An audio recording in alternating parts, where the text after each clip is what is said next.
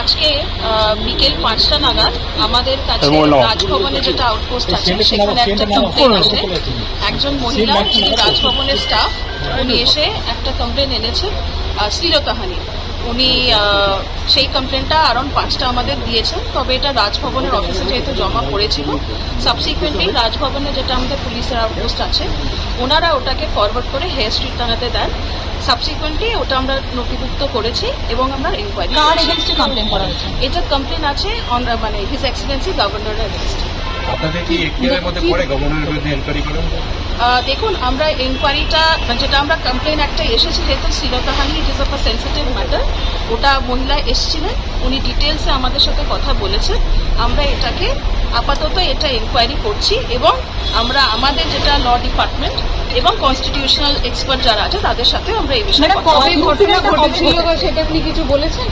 Incident দেখুন উনি আমাদের অতি অবশ্যই বলেছেন যে কবে ঘটনা ঘটেছে, তবে সেটা আমরা এই মুহূর্তে আপনাদের সাথে এখনই শেয়ার করতে পারছি না। কিন্তু এনকোয়ারিটা তো আপনাদের মানে লিমিটেড এরিয়া, কারণ আপনাদের জুরিডিকশনের মধ্যে উনি আসেনি।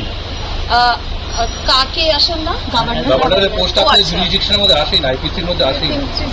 এই জন্য আমি বললাম যে আমরা যেই কমপ্লেনটা একজন মহিলা এসছেন ওনার যেই মানে যেটাই ওনার বক্তব্য থাকুক না কেন এটা ইট ইজ আওয়ার মানে আমরা এটা ডিউটি বাউন্ড যে একজন কমপ্লেন এলে আর যেহেতু এটা শ্লীলতাহানি রিলেটেড ম্যাটার আমরা অতি অবশ্যই এটা আমরা এনকোয়ারি করে দেখব এবং যদি মনে হয় যে এইখানে আমাদের কোনো লিগাল বার আছে বা অন্য কোনো জায়গায় আমাদের কোনো এক্সপার্টদের সাথে বিবেচনা করে নেওয়া দরকার বা ওনাদের ভিউটাও আমাদের জেনে নেওয়া দরকার সেটা আমরা অতি অবশ্যই করব। সেটাও কিন্তু it is a part of inquiry. রাজভবনে হয়েছে যেটা উনি বলেছেন যে আপাতত ওনার যা বক্তব্য সেটা উনি যেহেতু রাজভবনের স্টাফ এটা রাজভবনের মধ্যেই হয়েছে বলে উনি আমাদের বলেছেন। ম্যাডাম সামনে দেখুন এক্ষুনি তো আমরা কমপ্লেনটা পেলাম, এখনো এতদূর আমাদের ইনকোয়ারি এগোয়নি। যদি মনে হয় সাবসিকুয়েন্টলি আমাদের কথা বলার দরকার আমরা নিশ্চয়ই দেখবো। এর আগেও এরকম ধরনের কোনো ঘটনার উনি মুখোমুখি হয়েছিল মানে মহিলার কথা বলছেন? আচ্ছা সেটা মানে ওনার কাছে কবে বলুন তো? মানে আজকের ইনসিডেন্টের আগেও এইরকম ধরনের কোনো ঘটনা ওনার সঙ্গে ঘটেছে সেই বিষয়টি কিছু জানিয়েছেন আপনাদেরকে? দেখুন উনি আমাদের যেই কমপ্লেনটা দিয়েছেন ওটার মধ্যে উনি একাধিক দিনের উল্লেখ করেছেন, এবার সেটা আমরা খতিয়ে দেখছি। উনি আগে কেন জানাননি সে সম্পর্কে কিছু বলেছেন? দেখুন এটা তো ওনার ডিসিশন, এখানে তো আমাদের পুলিশের ঠিক কোনো বক্তব্য নেই। উনি যখন এসেছেন আমরা নেসেসারি অ্যাকশন নিচ্ছি। উনি কি শুধু রেজিস্টার করেন কমপ্লেনটা নাকি আপনারা ইন্টারোগেট করবেন?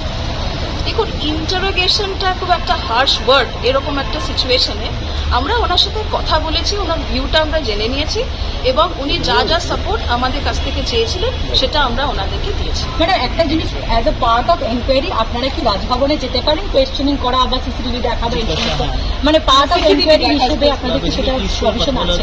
দেখুন লাইন অফ এনকোয়ারি এক্স্যাক্টলি কি হবে, আমরা কোথায় যাব, কিভাবে আমরা এনকোয়ারি করব সেটা আমরা এই মুহূর্তে ডিসকাস করতে চাইছি না।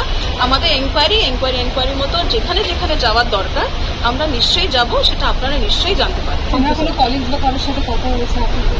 আমরা অনেকের সাথেই কথা বলেছি। আপনার লিগ্যাল এক্সপার্টদের সঙ্গে কথা বলছেন? আমরা কথা বলবো।